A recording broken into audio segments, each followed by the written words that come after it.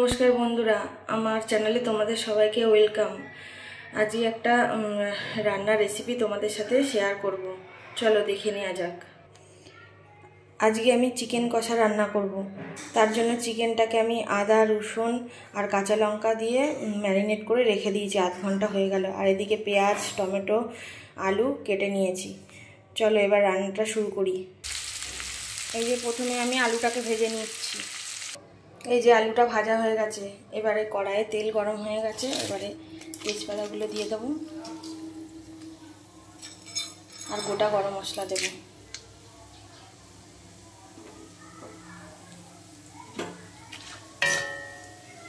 এবারে পেঁয়াজগুলো দিয়ে দেবো।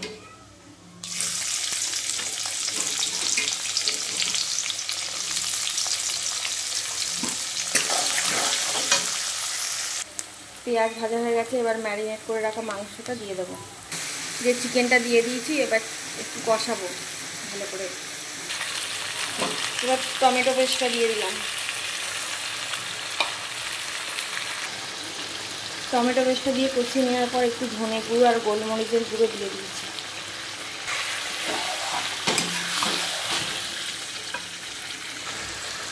চিকেনটা কালার হওয়ার জন্য একটি কাশ্মীরের লঙ্কা গুঁড়ো দিলাম। চিকেনটাকে ভালো করে কষিয়ে নিলাম। এবার আলুগুলো দিয়ে দেবো। এবার আলুগুলো দিয়ে দিলাম। চিকেনে আমি নুনটা আগেই দিয়ে দিয়েছি। এবার চিকেনটা একটু টকটক করার জন্য ফেটিয়ে রাখা টক দই দিয়ে দেবো।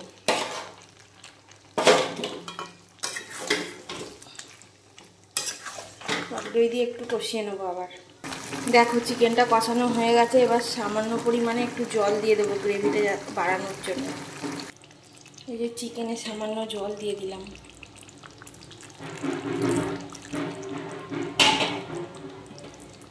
কাঁচা লঙ্কাগুলো উপর দিয়ে ছড়িয়ে দিলাম। এবার আলুটা সিদ্ধ হলেই নামিয়ে নেব।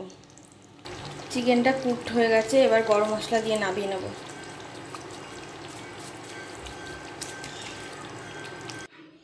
বন্ধুরা, রান্নাটা কেমন হয়েছে জানিও।